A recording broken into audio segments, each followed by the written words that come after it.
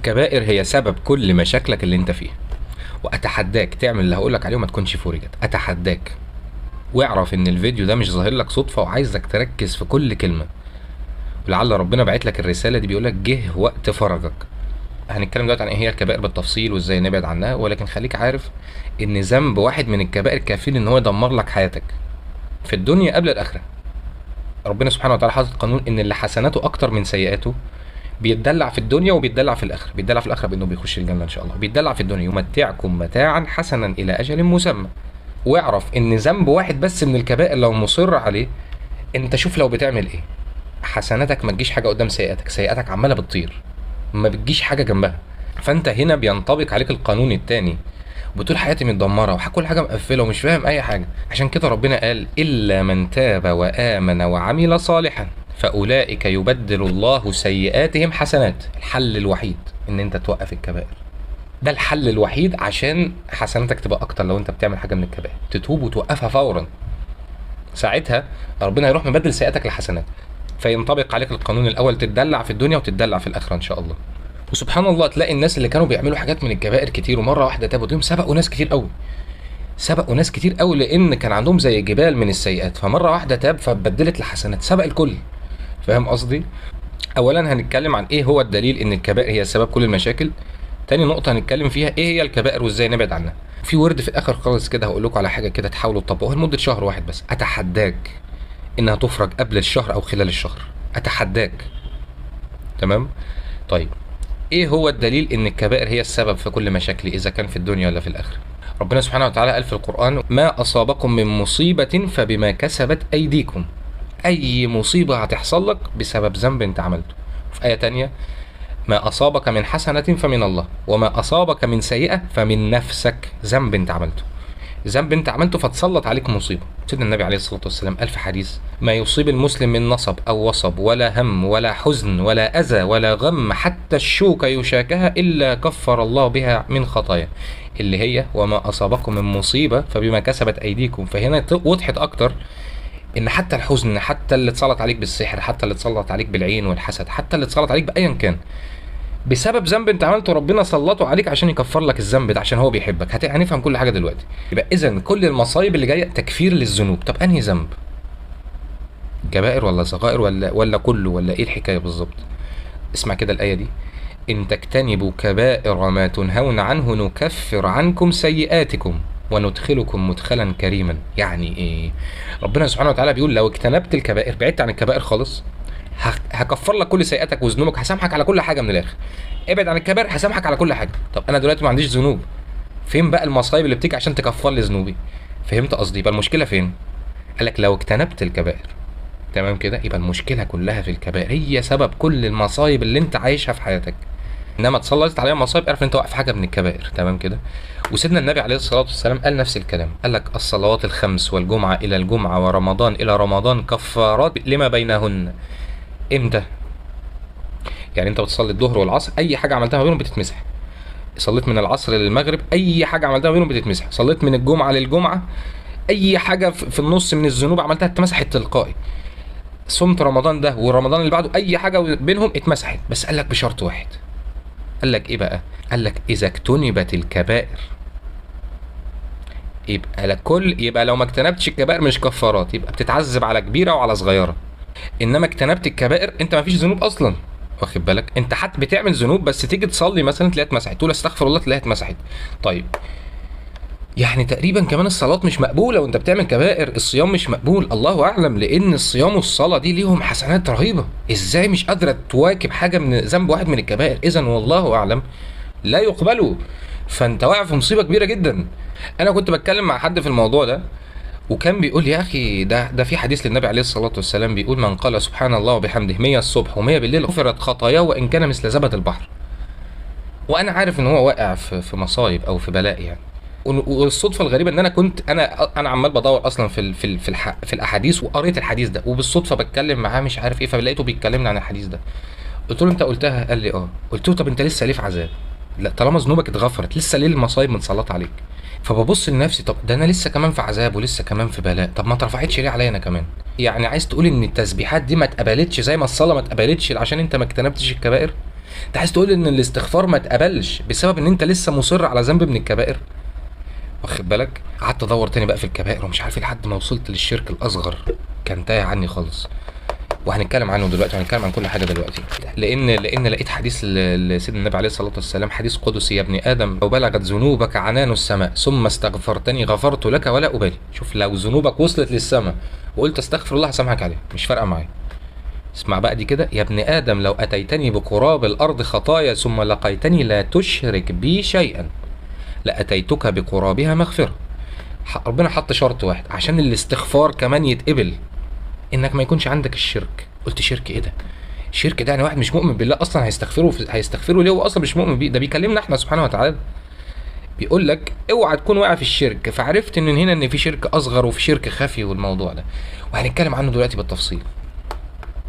وانا كان عندي معتقد استغفر اديك فلوس، فانا بستغفر بقول وعد ربنا حق، انا بستغفر فين الفلوس ما جاتش ليه؟ الوعد حق. طب يبقى أنا المشكله فيا انا، يبقى الغلطه فيا انا عملت ايه؟ فوقعت في الحديث ده اللي هو الشرك الاصغر، لحد ما فهمت ان الكبائر مش عايزه استغفار بس، عايزه توبه. الصغائر هي اللي عايزه استغفار، الكبائر عايزه استغفار وعايزه توبه. توبه اللي هو ايه؟ خلاص مش هتتعمل تاني ابدا ابدا. شوف لو دفعت لي كام ما هتتعمل. ربنا بيقول في القرآن: وأن استغفروا ربكم ثم توبوا إليه. يبقى إذن الاستغفار حاجة والتوبة حاجة. يمتعكم متاعا حسنا إلى أجل مسمى. ده ربنا بيكلم أهل الكبائر، بيقولوا لو استغفرت ووقفتها وتبت منها همتعك متاعا حسنا. تخيل واحد ملياردير بيقول لك انت لو عملت لي الشيء الفلاني هدلعك، دماغك بتروح لفين؟ ده هيدلعني، ده ملياردير هيديني ملايين، ولا شوف هيعمل ايه يعني. تخيل ربنا بقى اللي خزائنه لا تنفذ ابدا، وان من شيء الا عندنا خزائنه، عنده كل حاجه، كل حاجه في الخزنه فوق، سبحان الله. ربنا بيقول لك هدلعك في الدنيا الى اجل مسمى لحد ما تموت، وفي الاخره ان شاء الله تدخل الجنه باذن الله. الكبائر هي اللي منع الخير، وهي اللي منع الفلوس، وهي اللي منع الجواز، وهي اللي منع كل حاجه. النبي عليه الصلاه والسلام قال لك ان العبد لا يحرم الرزق بالذنب يصيبه. وبسبب الكبائر دي متسلط عليك بقى اللي ساحر ولا حاسد، وتلاقي حد متسلط عليك بيضايقك. اللي بيموت على الكبائر ربنا قال انا هعمل فيه ايه يوم القيامه، خد بالك. طب ربنا بيعمل كل ده ليه بقى؟ يعني بيسلط عليها مصايب ليه؟ يعني عملت كبائر ولا ما عملتش كبائر؟ طب في ناس ما بيتسلطش عليهم مصايب، صح كده؟ طب ربنا بيعمل كده ليه سبحانه وتعالى؟ هقول لك بقى. اللي بيسلط عليه مصايب اعرف ان هو بيحبه، لانه لو مات على كده يوم القيامه حاطط قانون اللي سيئاته اكتر هيخش النار، وهو بيحبك. يعني بيقول انت مش عارف مصلحتك فين، انت عايز تخش النار ليه؟ وبعدين بيقول لك انت لو وقفت الكبائر انا هدلعك في الدنيا، يعني هديك كل حاجه. ده بيقول لك استغفر هديك فلوس واديك عيال واديك كل حاجه. عرفت ليه بيقول لك اشد الناس بلاء الانبياء فالامثل فالامثل؟ كل ما ايمانك بقى عالي قوي بربنا وتعمل حاجه غلطه كبيره او تعمل غلطه من الكبائر بتبقى الضربه شديده قوي. انت تعمل كده ده انت كنت خلاص داخل على اعلى درجات الجنه. ايه اللي انت بتعمله ده؟ مهما كنت بتعمل حسناتك ما تجيش حاجه جنب ذنب واحد بس من الكبائر. عشان كده ربنا قالك الا من تاب، لازم يتوب. سيدنا النبي كان بيستغفر لحد من المنافقين، فربنا حلو استغفر لهم او لا تستغفر لهم لن يغفر الله لهم. انت استغفر لهم 70 مره لن يغفر الله لهم. لازم هو يتوب، لازم هو يوقفها. تمام؟ ده امتحانه هو. ممكن صلى الله عليه وسلم ما كانش يعرف ان هو من المنافقين، الله اعلم. لان برضه في صلاه في ايه تانية قال له لا تصلي عليهم، على ناس معينه كده ربنا كاشفهم وعارف اللي في قلوبهم. بيقولوا ان احنا مؤمنين وفي قلبهم حاجه تانية خالص. مؤمنين مين ده؟ بس عشان قدام سيدنا النبي كده. ربنا سبحانه وتعالى لما بيجيب لك المصيبه عايزك ترجع لايه؟ ترجع ما تعملش الكبائر وتسمع كلامه عشان تتدلع في الدنيا وعشان تتدلع في الاخره، وبالذات الاخره عشان انت بتبقى خالد في الاخره، يا خالد في الجنه يا خالد في النار. تمام؟ فانت اللي بتختاره، هو خايف عليك بيحبك، ما كانش خلقك من الاول، ما كانش خلق لك الجنه من الاول. ولا نذيقنهم من العذاب الادنى دون العذاب الاكبر لعلهم يرجعون. والله شفتها رؤيه، حد بيعد لي ذنوب كده، وقلتها في فيديو السحر قبل كده. حد بيعد لي ذنوب بيقول لي شايف الذنوب دي هي دي سبب عذابك كده اهو. سيبك بقى لا تقول لي مين اللي سحر ولا مين اللي حسد ولا الكلام الفارغ ده، شوف انت عملت ايه فربنا سلطه عليك، بس كده، هي دي الحكايه. في القران بتقول فيما معناها انت ظالم لنفسك وانت ظالم لنفسك بتتسلطوا على بعض، ده يعمل لك وانت تدعي عليه ومش عارف ايه، وانتوا عاملين بتتبهدلوا انتوا الاثنين. مين بقى اللي يفوق؟ مين اللي يفوق اسرع؟ اللي بيستغفر ويتوب ويرجع، فهم. انما ده لا، ده انا لازم انتقم يا عم، بس وحد الله. ربنا بيقول لك اعفو. ليه بقى في ناس ما بتتعذبش لما بتعمل كبائر؟ قال لك في ناس بقى انما نستدرجهم، في ايه تانية فتحنا عليهم ابواب كل شيء انما نملي لهم. ده دول خلاص مش عايزينهم، بقى فتح لهم كل حاجه، اداهم كل حاجه، يعمل الكبائر يزيدوا اكتر، يزعل يزيدوا اكتر. بدل ما تزني مره ازني 10. خد مش عايزينك خلاص، انت مش عايزينك، مصر مصر مصر، خد امشي امشي مش عايزينك. ربنا مطلع على القلوب، انت واخد بالك، شايف ان خلاص امشي، واخد بالك. مش عايز اقول اتطرد من رحمه ربنا، لان ربنا غفور رحيم. ربنا بنفسه قال لك الا من تاب، فلو تاب ربنا بيتوب عليه ان شاء الله. حتى اذا فرحوا اخذناهم. يا ساتر يا رب. خلاص بقى فرحوا ان هو خدوا كل حاجه، ربنا راح واخدهم بقى. تعالوا بقى، زنيتوا بقى كم مره، شربتوا كم مره، مش عارف ايه كم مره. واترعب لو انت واحد منهم، اترعب. حاول ترجع لربنا بسرعه، واعرف ان انت لو رحت لرب مشيت لربنا خطوه، ربنا بيشدك، ربنا بيساعدك. نوصل بقى لتاني نقطه. ايه هي الكبائر؟ ايه هي الكبائر اللي مبهدلاني دي؟ ايه الكبائر اللي انا بسببها بتعذب دي؟ النبي عليه الصلاه والسلام في حديث بيقول: الا انبئكم باكبر الكبائر؟ قلنا بلى يا رسول الله. قال: الاشراك بالله، وعقوق الوالدين. وكان متكئا فجلس فقال: ألا وقول الزور، وشهادة الزور، ألا وقول الزور. قعد يكررها كتير. الشرك، عقوق الوالدين، قول الزور، أكبر الكبائر. أكبر الكبائر عقوق الوالدين. خدوا بالكم منها قوي قوي قوي قوي، الشيطان بيدخل من الحتة دي جامد قوي، بالذات في أهالي بتضايق عيالها، وفي أهالي بتضغط على عيالها، والولاد مش فاهمين أي حاجة. وفي حديث في معناه بيقول: رحم الله من اعان ابنيه على بره. اللي يساعد ابنه ان هو يبره، ده ربنا بيرحمه قوي. خدوا بالكم، الاهالي تاخد بالها من الحته دي ارجوكم. بسبب ان انت بتعامل ابنك وحش وبتعامله مش كويس، بتخليه يقع في الكبائر. هو غلطان، بس ارجوك حاول تساعده، ربنا بيرحمك. انا هقولها لكم بالترتيب، انا مراجع كل واحده فيهم، متاكد مليون في الميه ان هي من الكبائر. ممكن تراجع ورايا. رقم 1: الشرك بالله، تؤمن بغير الله. في منه الشرك الأصغر، اللي هو كل عمل تشرك به أحد مع الله، أو تساويه بقدرة الله، أو تساويه بالله. يعني إيه؟ دلوقتي أنت بتسجد لمين؟ لربنا. اوعى تسجد لغير الله. بتطلب من مين؟ من ربنا. ما تطلبش من غير الله. الناس اللي بتروح الأضرحة: اعمل لي ومدد، ده شرك. خد بالك. تطلب المدد من الأموات، الاعتقاد بأن غير الله ينفع أو يضر. إن أنت بتروح تصلي رياء، في رياء عشان الناس تقول ان انت بتصلي، فانت بتصلي عشان الناس كده، مش بتصلي عشان ربنا. اشركت حد او سويت حد بربنا. بتتصدق مش عشان ربنا يقبلها منك، ده عشان الناس يقولوا ان هو بيتصدق. سويته بربنا. تمام. الشرك الاصغر ده عايز فيديو كامل لوحده. المهم خلينا نخش في اللي بعدها: عقوق الوالدين. ان انت تاذيهم او تضرهم بالقول او بالفعل. يعني عزكم الله، شتم بقى، ما اعرفش، قال لهم كلمه تضايقهم، اتهبلت خالص ومش عارف ايه. انت كده رايح في داهيه. خد بالك، اما تبتش انت رايح في داهيه حرفيا. طب انا ابويا بيضايقني، امي بتضايقني، اعمل ايه؟ بس بص بقى اتصرف. ده ربنا بيقول لك في القران: وان جاهداك على ان تشرك بي ما ليس لك به علم فلا تطعهما وصاحبهما في الدنيا معروفا. بيقول لك لو قالوا لك اعمل اكبر الكبائر اللي هو الشرك، ما تسمعش كلامهم. يبقى اذا ما تسمعش كلامهم في الغلط. تمام. وصاحبهما في الدنيا معروف، يعني لو هم عايزين يودوك النار ما تسمعش كلامهم، بس برضو ايه، بالعقل كده. يعني انت كذا كذا، يا ماما مش عارف ايه، ربنا يهدينا ومش عارف ايه، ده انت كذا كذا، معلش مش عارف ايه. واخد بالك، لحد بقى ما ربنا يجعل لك مخرج، والمتقي بيجعل لك مخرج. ولكن في ابهات وامهات ربنا يا رب ينولهم الجنه يا رب والفردوس الاعلى، بيساعدوا عيالهم على برهم، ودول ثوابهم اكبر بكتير من اللي بيحاولوا يوقعوا عيالهم في العقوق. لان انت لما بتحاول توقع عيالك في العقوق، اذا كان قاصد ولا غير قاصد، انت ده من صلة رحمك، فانت كده بتقطع رحمك، بتأذي برضه. ما انت اذيت الناس باللسان، دي من الكبائر. ما انت خد بالك، هي ليك وعليك يعني. ورحم الله من اعان ابنه على بره. انت واخد بالك؟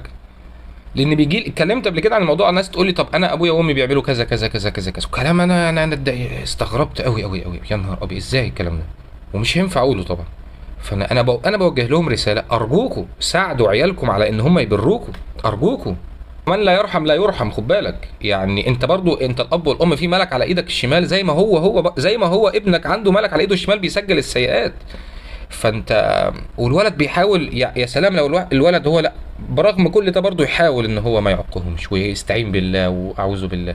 انما دي فئه كده، مش دول الاكتريه ربنا يرحمهم ويا رب ويعوضهم خير ويساعدهم يا رب وينولهم الجنه باذن الله. بيساعدوا عيالهم على برهم، دول احسن منزله من دول. تالت ذنب من الكبائر وهو الزنا. اللي هو استعجل خلاص مش عايز حاجة من الحلال بقى، ده حر. شرب الخمر هو كل مسكر للعقل، كل مسكر للعقل. في حديث كل مسكر حرام. الناس اللي بتشرب الحشيش داخل مع الخمر برضه، تمام كده، مسكر للعقل. طيب، خامس ذنب السحر. الناس اللي بتعمل سحر وبتستعين بالجن عشان تأذي الناس وعايز الشر للناس وعايز يفرق بين راجل ومراته، انت واقع في مصيبه. ده انت ما يتخافش منك، انت يتخاف عليك، انت رايح في داهيه. وقال لك اصلا ربنا عشان ما تخافش منهم، هو قال لك ان هو موجود، زي ما الحوت موجود، زي ما الطياره موجوده، زي ما السماء موجود، كله ماشي موجود، بس ربنا بيقول لك وما هم بضارين به من احد الا باذن الله. في سحر بس مش هيعرفوا يعملوا عليك الا لما وافق، الا لما اذن. طب اذن ليه؟ انت واقع في كبائر وانت مش واخد بالك، بيكفرها لك بقى تكفير للذنوب، واخد بالك؟ فانت ما تخافش من السحر بقى، ده انت تزعل من نفسك. انا عملت ايه عشان يتسلط عليا؟ عشان المصيبه ايا كانت المصيبه اللي متسلطه عليك ايه. كل واحد على حسب ما استطاعته، لا يكلف الله نفسا الا وسعها. ربنا عايز ترجع لعلهم يرجعون. سادس ذنب اللي هي السرقه، تمام، دي معروفه. سابع ذنب اذيه الناس او اذيه الجار، اذيه الناس عموما، تاذيهم بلسانك بقى، تأذيهم في الرايحة والجاية عمال بتغلط فيهم، تأذيهم بقى بالفعل، مش طايقين نفسهم، خايفين منك. ده بيقول لك في حديث فيما معناه اوحش الناس اللي تتجنبهم عشان خاطر شرهم، تبعد عنهم عشان لسانهم كمان وعشان شرهم. الناس دي مؤذية، اوحش الناس. تامن ذنب القتل، اذا كان بقى غيرك ولا نفسك، دي كبائر ودي كبائر. ترك الصلاة، الراجل اللي ما بيصليش، طب ما بتصليش ليه؟ يعني مش فاهم والله، ما بتصليش ليه؟ انا بقول لك انت لو بعدت عن الكبائر اصلا ممكن تبقى مليونير اصلا. شغل ايه اللي تسيب عشانه الصلاه؟ مذاكره ايه اللي عشانها الصلاه؟ هي المذاكره دي اللي هتدخلك الجنه؟ هي المذاكره دي اللي ربنا قال لك في القران لو ذاكرت هتتمتع في الدنيا وهتتمتع في الاخره، ولا قال لك لو سمعت كلامي هتدلع في الدنيا وهتدلع في الاخره؟ اتمنى في تربيه الابناء، واتمنى ان يبقى الاطفال طالعه واعيين فاهمين ان الكبائر دي خط احمر، ودي هتساعدك جدا في التربيه. مش هتلاقي الولد بعد كده بيعقك بقى ولا بيزعلك ولا اي حاجه. وانت لما بتعلم ابنك ان هو يجتنب الكبائر من وهو صغير، انت بتاخد ثواب عظيم. حتى بيقول لك انقطع عمله ابن لا ينقطع عمله ادم الا من ثلاث، منهم ولد صالح يدعو له. انت عملك خلاص، انما الولد عمال بيدعي لك ويعمل لك عمره ومش عارف ايه انت مربيه صح، انت ساعدته ان هو يخش الجنه وبرضه ساعدت نفسك، وكله لله عشان تبقى فاهم. المهم، الصلاه ما تتسابش ايا كان ايه السبب، ايا كان ايه السبب. انا ما قلتلكش ما تذاكرش، ما قلتلكش ما تشتغلش، بس الصلاه خط احمر. اي ذنب من الكبائر، واحد بكلمه بقول له المشكله طلعت في الكبائر، قال لي يا ابني ما انا بصلي واصوم يا ابني. قلت له هو الكبائر الصلاه وصوم بس؟ مين قال لك ان الكبائر صلاه وصوم بس؟ انت بتصلي وبتصوم وبتعمل لي مليون ذنب تاني من الكبائر، ما تهزروش. ترك الزكاه، الزكاه اللي هو مش عارف لما توصل لكام عيار من الذهب والفلوس تبقى معاك مده سنه حاجه زي كده، وربنا مش متقل عليك بيقول لك طلع 2.5%. واحد معاه مش بيطلع. طب ما بيطلعش ليه؟ مش عارف. قارون ما كانش بيراضي يطلع برضه، خسفنا به وبداره الارض.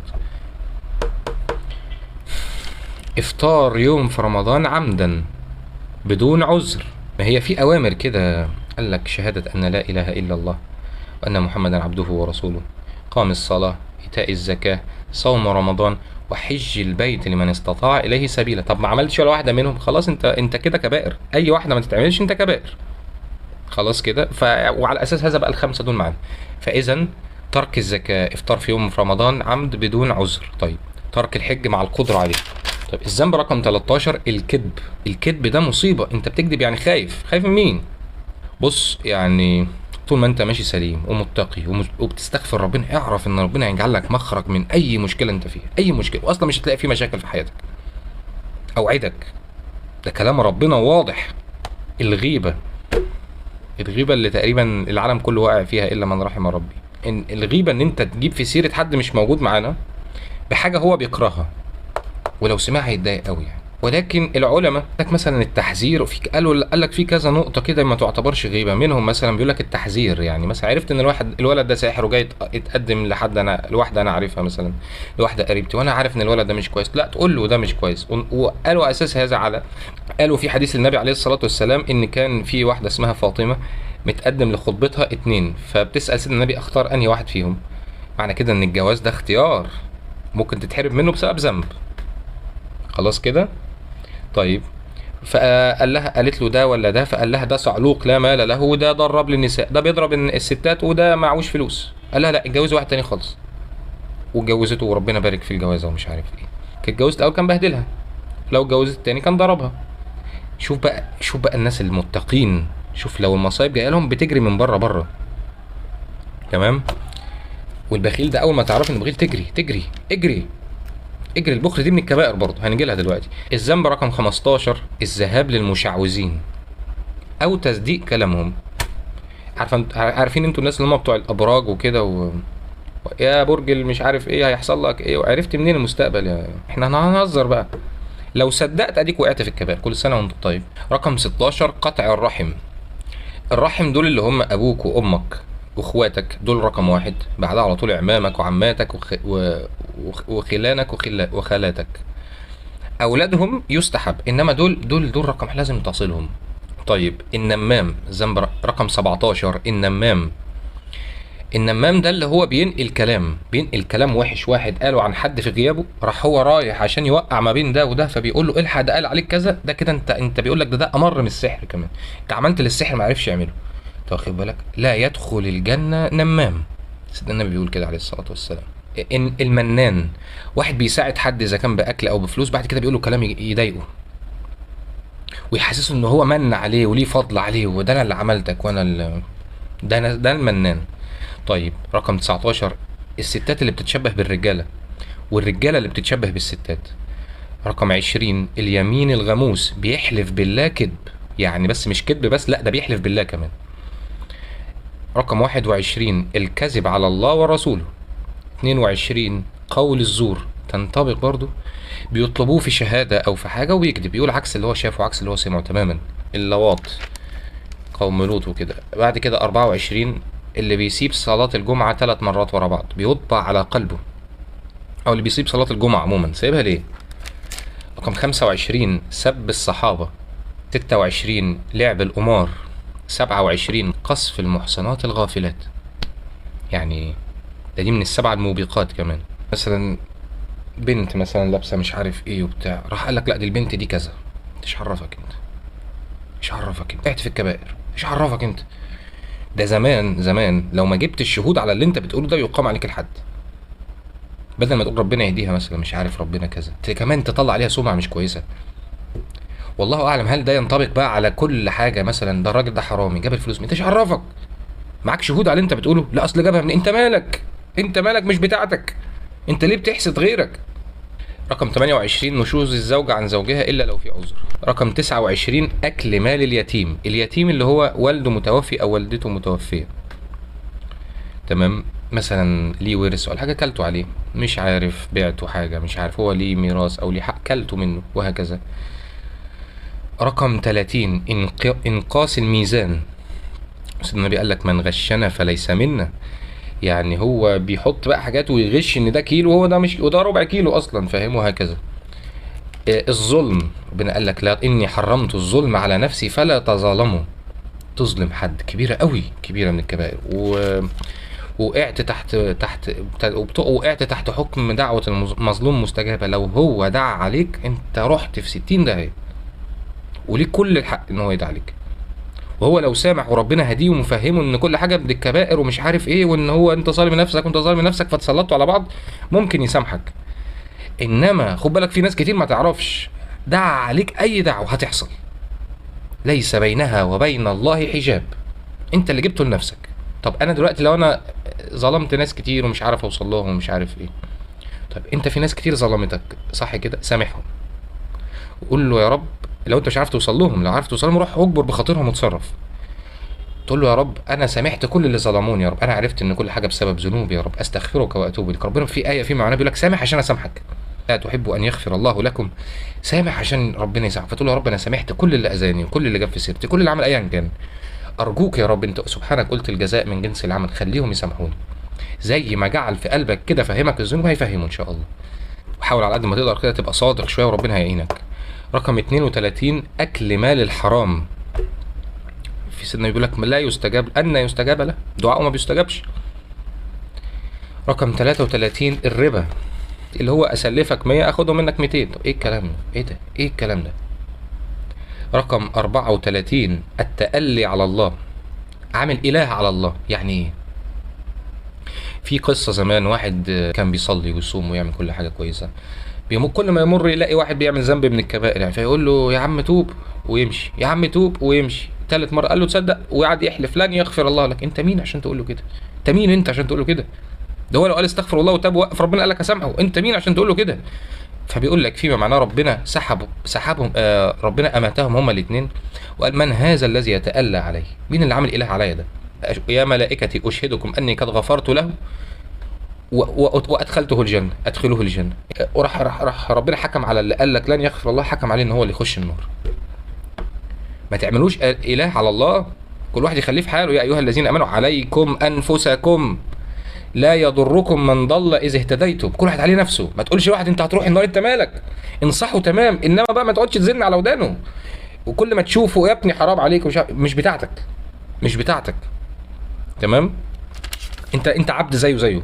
انت كلنا كده عباد لله، كل واحد يركز في ورقته، كل واحد يركز في امتحانه. يا عم انت بتحل غلط، يا عم انت مالك؟ نصحته مره ما سمعش، خلاص ان استجاب وحاول يسمعك ساعتها تبدا بقى ننصح.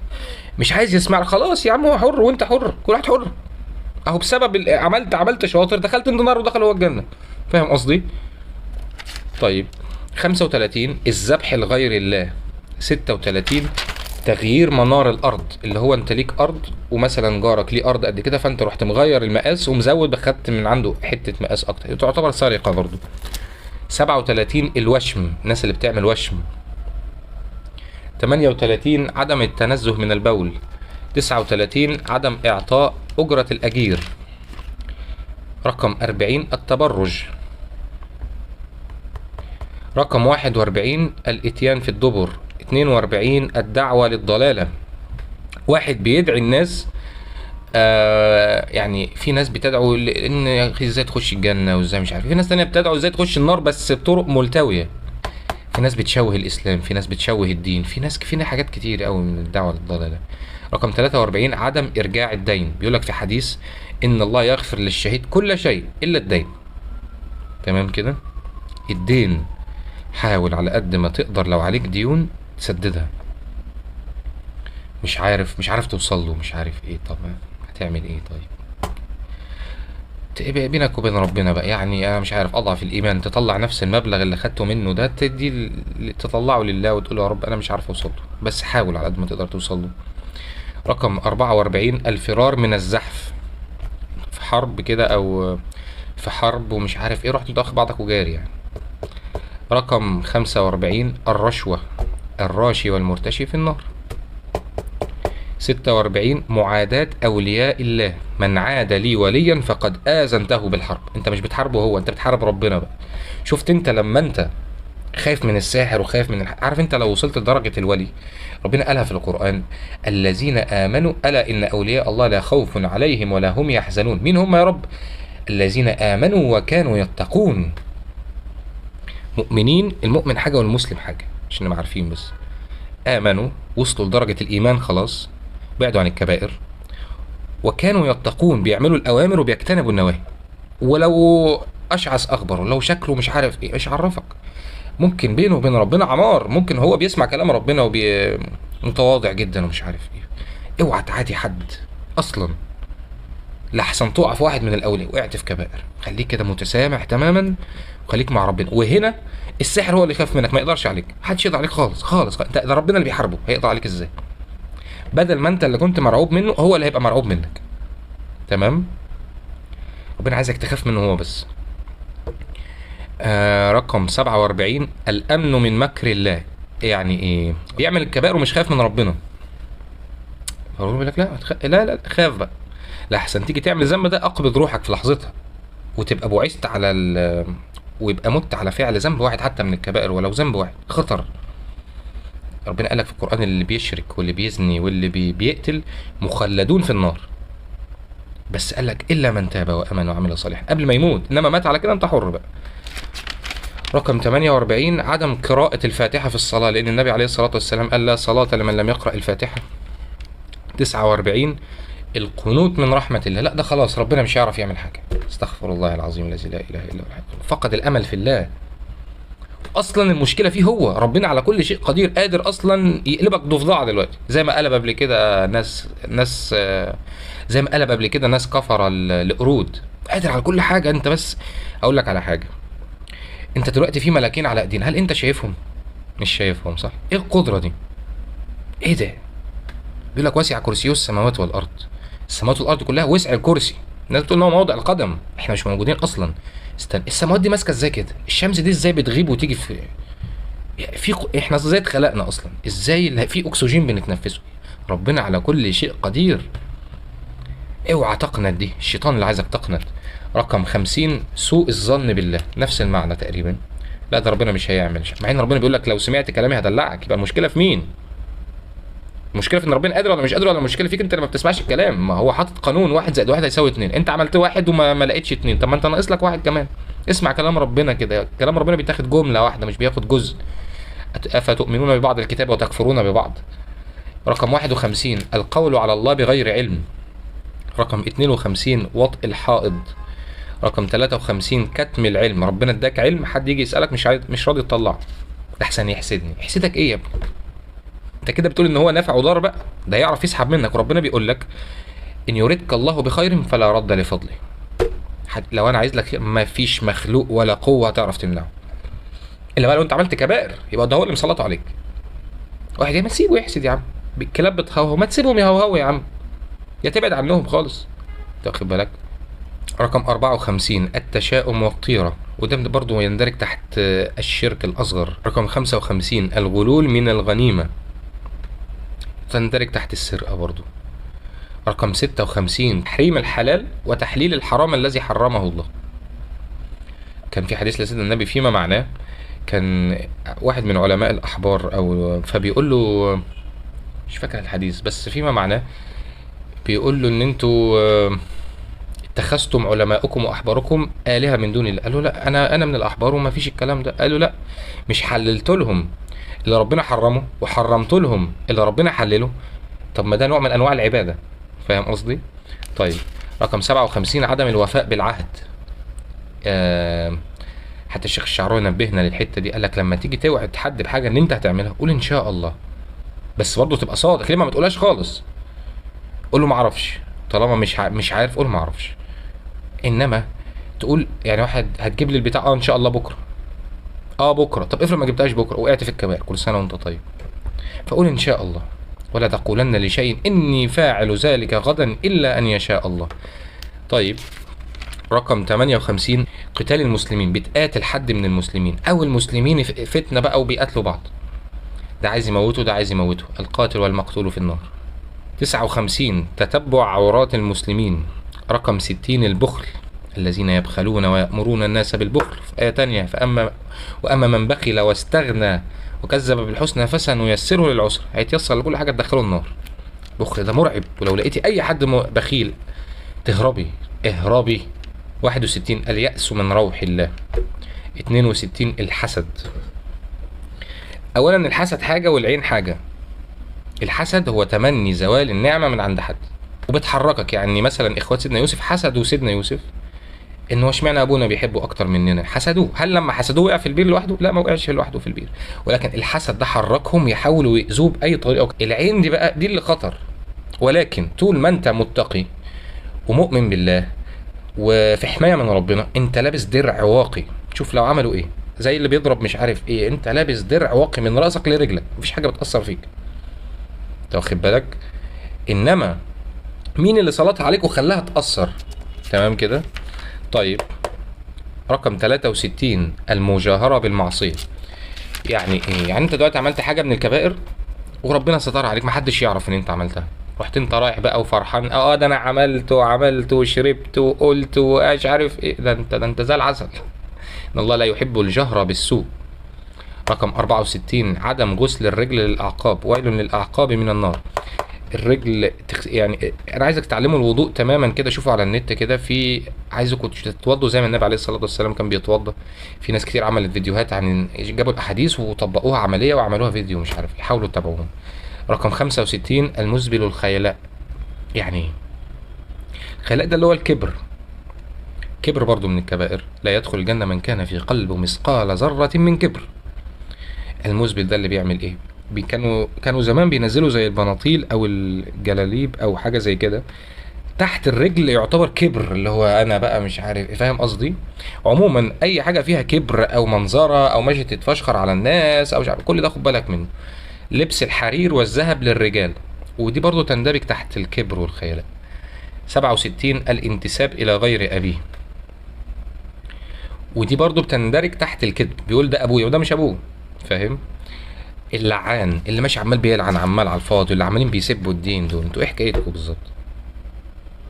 اللعنه دي اصلا يعني طرد من رحمه الله. انت مين عشان تعمل اله بقى وتقعد تطرد ناس، ده تطرد ده وتطرد ده، انت مين اصلا؟ انت عمال بتعمل كبائر وانت مش واخد بالك. ده اللعنه لا تجوز الا على الشيطان. طيب، او في برضه بقى لعنه تانية اللي بتبقى على الكافرين او حاجه زي كده، يعني ما تقعدش تلعن في مسلم وما تقعدش تلعن في مؤمن. عشان ايه؟ انت اصلها لابسك، انت مالك؟ خليك في حالك، ابعد عنها، فاهم؟ يمكن ربنا يهديها تبقى احسن منك اصلا، فاهم؟ 69 وصل شعر بشعر. رقم 70 الكاذب في المنام، يقول انا شفته هو ما شافش، تندرج تحت الكذب برضه، من الكبائر مرعبه. رقم 71 رمايه ما فيه الروح للتسليه. 72 يحمل حديد على اخيه المسلم، تندرج برضو تحت القتل ونية القتل. رقم 73 اللطم والنياحة على الموتى. رقم 74 الطعن بالأنساب. لا ده مش ابنك، ليه؟ انتش عرفك؟ معاك شهود على كده؟ لا انا حاسس ايه يا ابني؟ 75 الشرب في إناء من فضة، وتندرج برضو تحت الكبر برضو والخيلاء. رقم 76 الإضرار بالوصية، مكتوب في الوصية إذا اعمل كذا كذا كذا، راح هو مغير واحد كذا كذا كذا، حاجة تانية خالص، غير الوصية وبوظ الوصية. رقم 77 قطع الطريق، تندرج برضو تحت إيذاء المسلمين وإيذاء الناس وإيذاء الناس إذا كان بالفعل أو بالقول. رقم 78 الديوث. رقم 79 تغيير خلق الله وخلقة الله، يعني ربنا خلقك على شكل، انت عمال بقى بتعمل مش عارف ايه عشان تغير ايه، مش عارف ايه، حاجات غريبة زي كده. حتى الشيطان قال له لا، هيخليهم يغيروا من خلقتك، من خلق الله يعني. طيب ابعد عنهم ازاي؟ ابعد عن الكبائر ازاي اللي مبهدلاني دي؟ اسأل نفسك سؤال واحد، مين الوحيد المستفيد من ان انت تعمل كبائر واللي بسببها ممكن بتتعذب في الدنيا وهتخش معاه في الاخرة في النار؟ مين الوحيد المستفيد يا ترى؟ الشيطان، صح كده؟ اعوذ بالله منه. طيب بس خد بالك، الشيطان ملوش سلطان عليك، ما بيجبركش، هو بس بيجي يقول لك بس، انت بقى اللي ما شاء الله عليك بتكمل يعني. طيب النبي عليه الصلاة والسلام قال اللي يقول تاج الذكر 100 مرة الصبح و100 مرة بعد المغرب، او انت في حماية من الشيطان. اول ما تقولها مثلا بعد صلاة الفجر كده لحد المغرب، انت في حماية من الشيطان، تمام كده؟ بعد المغرب لحد الفجر قريتها برضو اي وقت بقى 100 مرة كمان، اتحداك شهر واحد تقول تاج الذكر كده في شهر واحد، الشيطان اما زهقش منك ادي دقناه، الشيطان هيزهق منك، تمام؟ وعليك بقية الكرسي كده بعد كل صلاة وقبل ما تنام اول ما تصحى وهكذا. وطبعا لازم صدق النية والتوبة، واستعين بالله وان شاء الله ربنا هيعينك.